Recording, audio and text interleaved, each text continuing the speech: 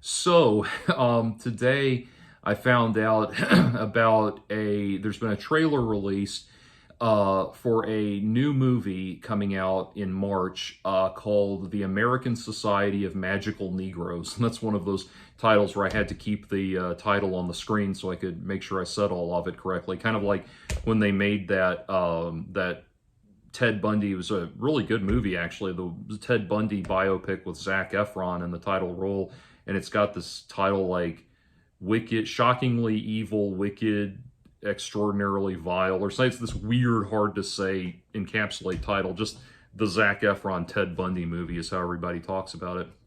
But anyway, so I want to get into that, but first and foremost, I want to do my usual tasteless self-promotion and tell you that my band, Axis of Empires, just put out our new album, Heretics and Orthodoxy, and it is a tour de force power metal album. If you love, Halloween and Gamma Ray and Iced Earth and Axel Rudy Pell and Rainbow and Deep Purple and just everything that became the all-encompassing concept of European power metal and all of that. If that's your jam, you're going to love this album. And if that's not your jam, go listen to this album anyway and discover a whole new world, if I may be so bold. But anyway, it's out. Go check it out. Go listen to it. It's, I think, probably the first heavy metal album to have lyrics and concepts inspired by the writings of G.K. Chesterton, so there's that as well. But anyway, go check that out. That's what's really important. And then come back, listen to that, listen to our entire back catalog if you haven't heard it already, and then get back to me. But anyway, so I want to talk about this movie, The American Society of Magical Negros. I will get to a point where I can say all of that without having to look. But anyway, so this has been generating, the trailer for this came out lately, it's been, or recently this week, and it's been generating a tremendous amount of controversy. And the main reason it's generating the controversy is that it is there is a point in the trailer in which a sympathetic character says that white people are the most vicious animal on Earth, or the most dangerous animal on Earth. Yeah, the most dangerous animal on Earth, at least as far as black people are concerned. And I will say, while I'm going to approach the rest of what my impression about this film with a degree of nuance and try to find a new perspective, an additional larger perspective on this, I will join in in this case, join in the collective decrying of that one statement. Again, there may be plot points in the film that properly denounce that as being the racism that it is. I don't know, but that statement in and of itself is wholly unacceptable. We should not. That it is not appropriate for any. It is not appropriate to denigrate any ethnicity with that kind of vile invective.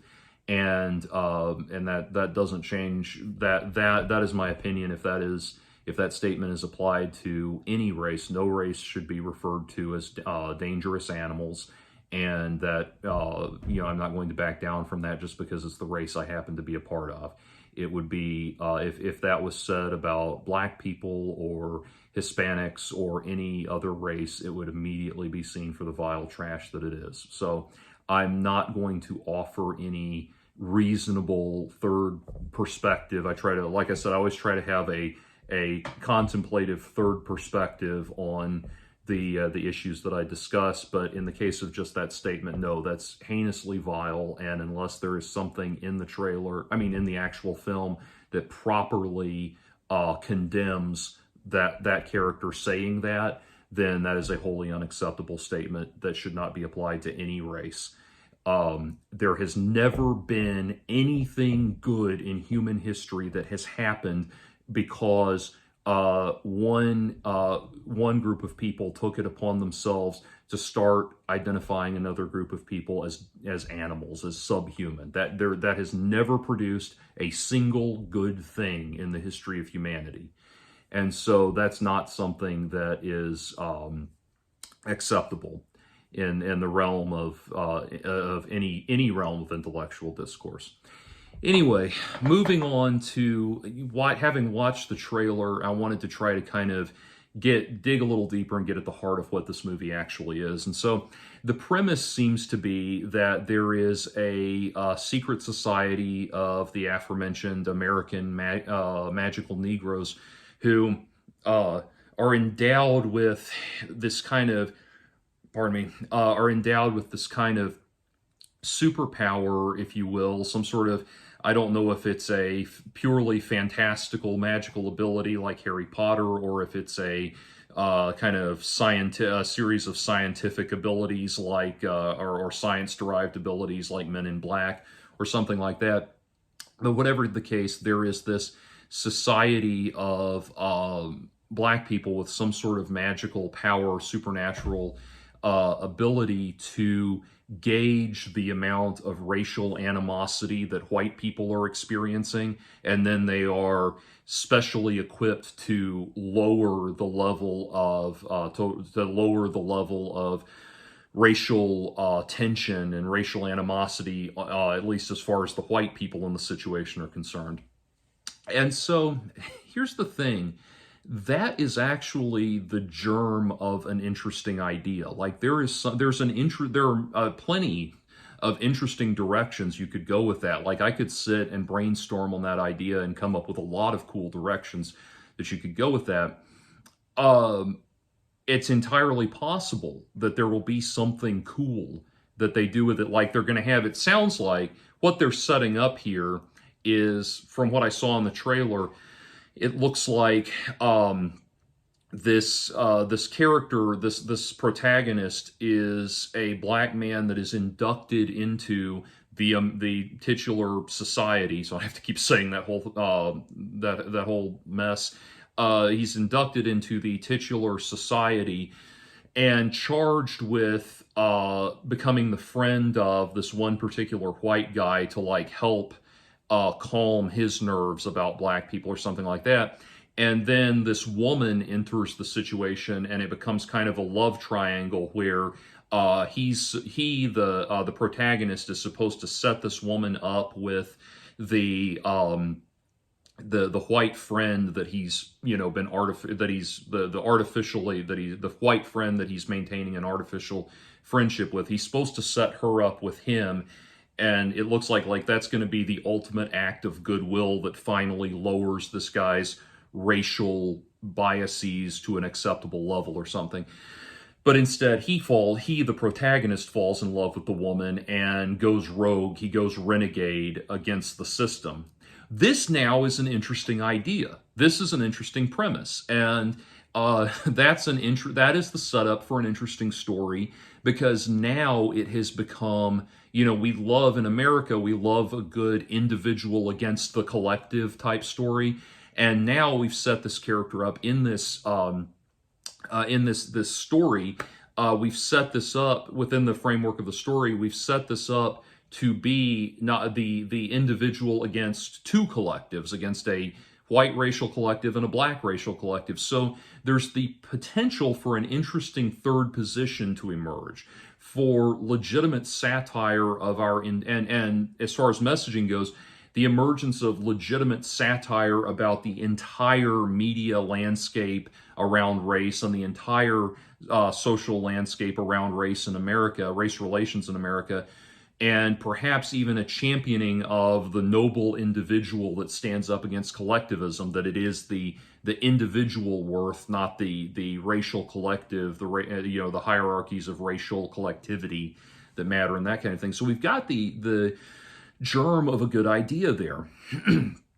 But that said, and the reason I bring that up though is because from that perspective, we could now reasonably look back at that comment about that the one character makes about white people being dangerous animals. We could look back at that comment and now say, okay, this is actually being set up to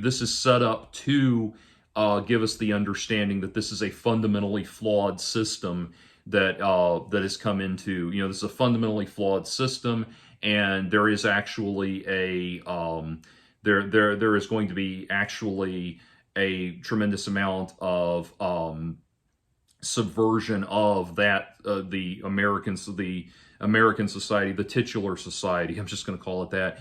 There's going to be an actual internal subversion of the titular society that addresses the problems and the biases and bigotries there, that could give us a larger context for that statement. And that's why, like I said, making that statement about anybody is wholly and completely wrong. But there is always the possibility that it will be turned on its head in the actual narrative. That said, I mean, let's be honest. This doesn't feel like something. This feels like more like something. It seems like it's something more at the level of a movie like Undercover Brother or something like that. Like, this is more meant to lean towards the comedy aspect than the more meant to lean towards the comedy aspect than the intellectual, deeper satirical aspect of it. It all remains to be seen. I mean, we just have to, I don't know what the actual end result will be. It seems like the only movies I go to see in the theater now are controversial films that I need to come back and have an opinion about, have an informed opinion about. So I may end up, dropping 20 or 30 bucks to go see it in the theater. But anyway, what's interesting, I wanted to compare and contrast this with another movie that I want to see that takes a satirical look at race relations in this country, with a premise that I actually think is really cool. It's called American Fiction, and you can look that up as well. But it's about a black writer, who is an intellectual, an educated man, an intellectual, and someone whose life experience is in no way, shape, or form connected to the thug culture and gangster, ghetto culture that is so commonly associated with black culture and that sort of thing. He has no personal experience of it, but he realizes that so many of his colleagues, his fellow black fiction writers, are like him. They have no connection to this stereotypical culture, stereotypical black lowbrow culture whatsoever, but they're writing books that play into it.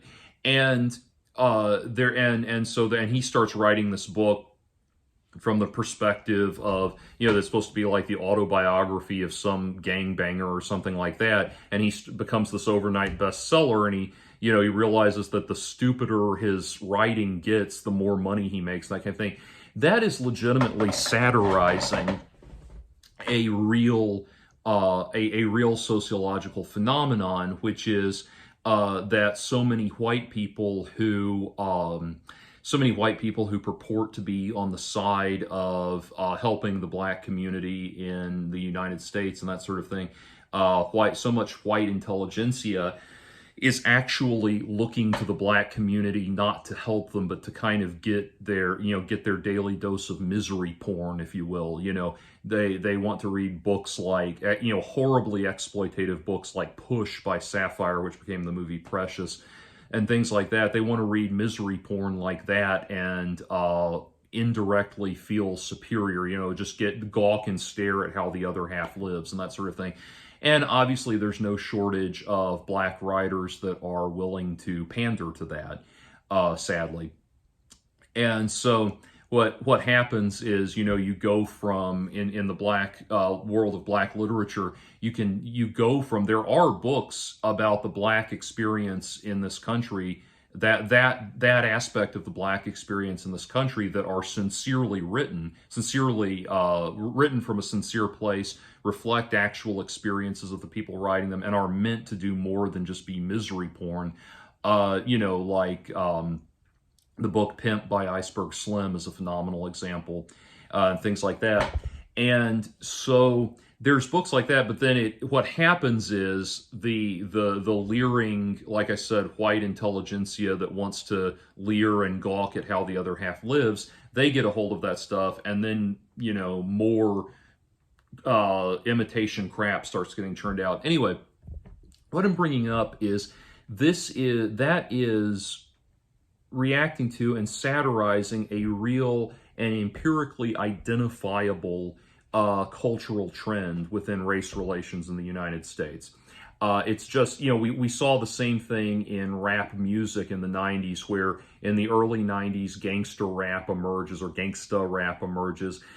And it's like it's meant to be like the black equivalent of punk rock. It's the working class black man saying, I'm mad as hell and I'm not going to take it anymore. And like, this is what we're really dealing with. That's what NWA was putting out and everything, and NWA and Ice Cube and Body Count and stuff like that. That's what they were really about. And then by the end of the 90s, being at the gangster ghetto thug level of black culture was considered the cool in vogue thing, and white boys from the suburbs were imitating it and all of that shit.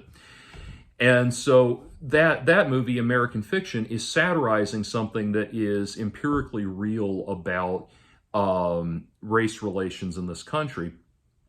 Whereas this movie seems to be, and this is where I would offer a more reasoned, in-depth criticism of it, from what I see in this trailer, this movie seems to more be capitalizing on a something that has been kind of told to us, something we're all told that we're expected to believe about race relations in this country. And I don't want to sound like some conspiracy theorist or something like that. I'm not trying to go in the tinfoil hat direction. I'm saying that you have a lot of people who are, writing who are professional race commentators, people like Robin DiAngelo and Michael Eric Dyson, who he needs to stop doing this and get back on working on Skynet. He's only got like 3 more years.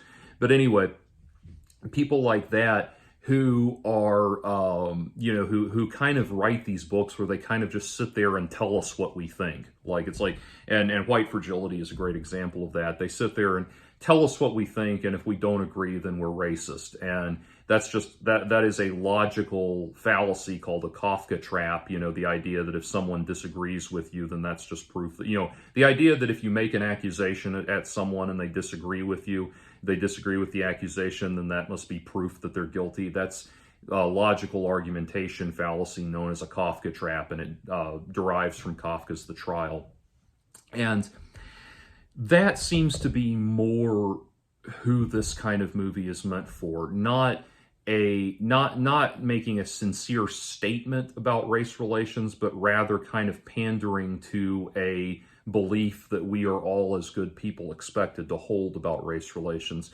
If you look at something more sincere, think about like who is like the first filmmaking auteur that everybody thinks of when you think about movies about the black experience in the United States? Spike Lee. And I would say probably the movie that everybody goes to the most is Do the Right Thing. And Do the Right Thing, when that came out, I'm old enough to remember, even though I was very young, old enough to remember when that movie came out and the impact that it made. And what's interesting is, the dialogue around Do the Right Thing, people were wanting to talk to Spike Lee. They were wanting to say, what is Spike Lee saying about race relations? And he's done some brilliant satire. My favorite Spike Lee movie is Bamboozled. If you've never seen that, it is brilliant. People have compared it to Network, and I wholeheartedly agree, for like the way it lampoons a lot of the exploitation of the black experience in media and that sort of thing. It's brilliantly done. But anyway, Do the Right Thing came out, and what is Do the Right Thing about? It's about a race riot in New York City and like all of the tension of the day that leads up to it. And that movie comes out, and the dialogue around that film is, what is Spike Lee trying to say about race relations? And what is he trying to say about race relations? And we're interested in his statement, his point. The difference, what point is he making? Because he presents that movie, you watch Do the Right Thing, and you feel like Spike Lee is saying, like, look, I'm going to have this thing that I'm going to present you with this kind of like a cinematic temper tantrum, if you will. Like, I'm just going to go balls out with this thing, and you just sit there and deal with it. Like, you just experience this. And people are saying, what is Spike Lee trying to say about this? I'm seeing a very different dialogue emerging about this movie, where this is a film that is just reinforcing an existing cultural narrative, an established cultural narrative, rather than being the work of an insightful auteur, if that makes sense. You notice this is not, now I'm obviously it has a director, and I'm sure we can look up and find out who that is, but this is not, we're not being hit with the auteur imprint. It's not like we're saying, a Spike Lee joint or something like that. We're not being hit, or a Jordan Peele or something like that. We're not being hit with this being the work of a specific auteur. It's not presented in that context. This is more of like a general statement about something we all already know. And so from a cultural standpoint, I would say what it seems like is happening here with this movie, assuming the worst to be the case, assuming that this movie is not offering anything new, it's just pandering to some very unfortunate biases and bigotries that have emerged in recent times. Assuming that to be the case, I would say I would go back now, by the way, in the point I'm about to make, I'm going to mention Derek Chauvin killing George Floyd. If you have a problem with me saying Derek Chauvin killed George Floyd, please keep it to yourself. We are not going to debate that in the comments. If you say thing one about complaining about Derek Chauvin, or my characterizing Derek Chauvin as having killed George Floyd, if you say thing one about that in the comments, I'm going to block you. That's not the discussion we're having here. Anyway, so bringing it back around, there's a book that I highly recommend everybody read about race relations and the history of race relations in the United States. It's called White Guilt by Shelby Steele. And he is someone that, he's one of your like black center-right intellectuals, someone you hear often mentioned in the same breath as people like Thomas Sowell and Larry Elder and that kind of thing. Larry Elder is a little bit more showboaty and comical in his public persona and everything. But, definitely in the breath of someone like Thomas Sowell and that sort of thing. And White Guilt is so interesting because he really delves into, it's very short, it's kind of an extended essay on the notion of white guilt and where did it come from and how did this emerge, how did this concept of white guilt emerge, and what are the aspects of it we really don't want to confront. And like I said, it's an amazing read, but a great example of what he was talking about was manifested in the killing of George Floyd, when Derek Chauvin killed George Floyd. Like I said, I agree that Derek Chauvin committed murder, and I stand by it. I am totally on the side of George Floyd. I do not care what quality of human being he was. He was done wrong by Derek Chauvin, and I've done other videos talking about that. But anyway, the thing is, what happened? What was one of the first things that happened when Derek Chauvin killed George Floyd, when George Floyd died? What was one of the first things that happened? White people started buying White Fragility by Robin DiAngelo in mass. This book that had already been out for several years at that point returned to the New York Times bestseller list. It became a bestseller again, launched Robin DiAngelo into a new higher position within the cultural zeitgeist and that kind of thing. And what was happening there? Well, it was a lot of white people who see this horrible act of racism and, what can arguably be described as an act of racism. Like I said, I know there are people who don't see it that way. We're not here to debate that. But there are white people who see this act of racism, and they are at a loss for how to virtue signal that they're doing the right thing. They start scrambling for they start scrambling for a way to properly disassociate themselves from people like Derek Chauvin and from people that are supporting Derek Chauvin and things like that. They start scrambling for a way to distance themselves from that, and they start basically scrambling around looking for somebody to, going out, speaking to the culture at large and saying, what am I supposed to say? What's the correct message? What am I supposed to, tell me what I'm supposed to say so that I can get on the side of right in this issue. And they're scared. They are more, they're scared of, not necessarily scared of being called racist, but scared of confronting what's going on within themselves, if that makes sense. And so they scramble to or rather, they're afraid of standing on their own sense of self and their own character and their own inner sense of identity as individuals. Then they are, and being unable to do that, they start scrambling for things to latch onto. And people like Robin DiAngelo are all too ready to come rushing in and sell her book and charge her exorbitant speaker fees and everything. And so what happens there is this kind of very toxic symbiosis starts to occur. What does the book White Fragility actually have to do with the Derek Chauvin George Floyd incident? Really nothing. Specifically, why do I not feel the need to go out and read books, buy and read books like that? Well, first of all, because by the time the George Floyd incident happened, I had already read White Fragility twice, so I didn't have any reason to read it again. But I don't feel the need to go out and start loading up on an armful of those kind of, the Robin DiAngelos and Michael Eric Dysons. I don't feel the need to go loading up on an armload of those books to, kind of like, like buying those books offsets some sort of bigotry carbon footprint or something like that. I don't feel the need to do that because I know who I am and I know what I believe and I know what my principles are.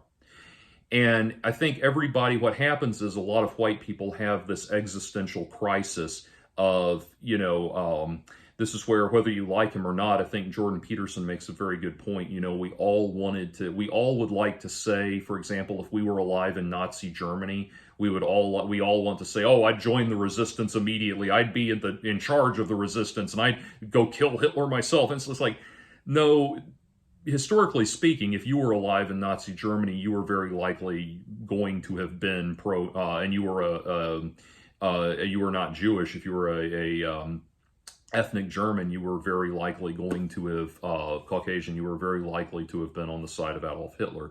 And a lot of people are very scared of that. They don't have an internal sense of self that adequately separates themselves from people like Derek Chauvin.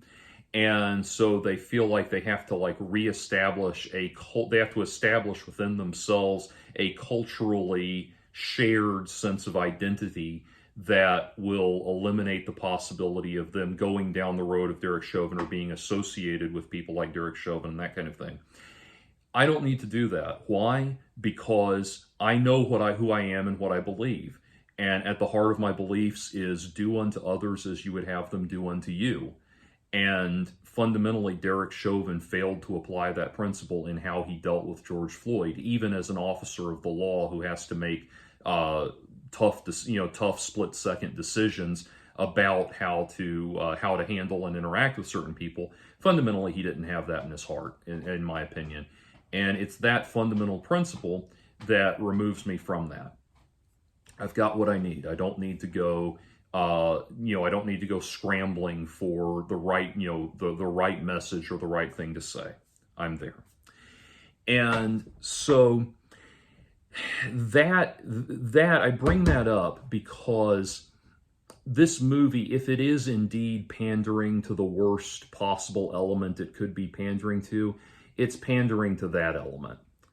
And it's an element that we are all, I think everybody all across the board is exhausted by. And it's funny because I went and read, I've been enjoying reading the comments on the trailer. The comments on the trailer are hilarious. And, one person said, as a magical Negro myself, I have to say I'm going to pass on this movie. Another black commentator said, I'm thrilled that This movie is allowing black and white people to come together in their shared disdain of this movie. My favorite comment, someone said, "I love the part where Hagrid says, 'You're a Negro, Harry.'" And anyway, so the comments, people roasting this movie, the comments have just been hilarious. But anyway, I think because we all know by now that something like this is most likely being done as a cynical ploy to appeal to those people whose vacant virtue signaling is done in the absence of a genuine sense of self. And by the way, I want to clarify, not everybody who reads a book like White Fragility is doing that. I'm not saying that. I read it out of a place from a position of genuine curiosity. So it's entirely reasonable that you could approach that book from a place of genuine interest and genuine curiosity. I'm not saying that. I'm talking about the people who go scrambling to read the book because they need to they need some kind of, it's in a way, it's like they're creating a graven image. They need a golden calf they can bow down to prove that they're, on the virtuous side and everything. And that's what's happening there. We all know that this kind of empty, shallow virtue signaling is a reality in this country, and is a very unfortunate reality. And that's why I recommend the book White Guilt, because he really goes whole hog, really goes in depth on how that attitude came about and how that's hurting things. He gives an example, a great example, when he was on the forget what college he was working at, but he was on the literature. He was in the classics department, for the literary studies at this college, and this white professor is giving a presentation on her plans to incorporate books by more black authors into the curriculum and that sort of thing, and they're going around. She says, "I want to go around the table now and answer your questions and hear your thoughts." And then she says, "Of course, we don't need to hear from Shelby on this." And it's like she thinks she already knows what his opinion is because he's black and she's speaking on behalf of the black guy. That kind of thing. It's that sort of thing.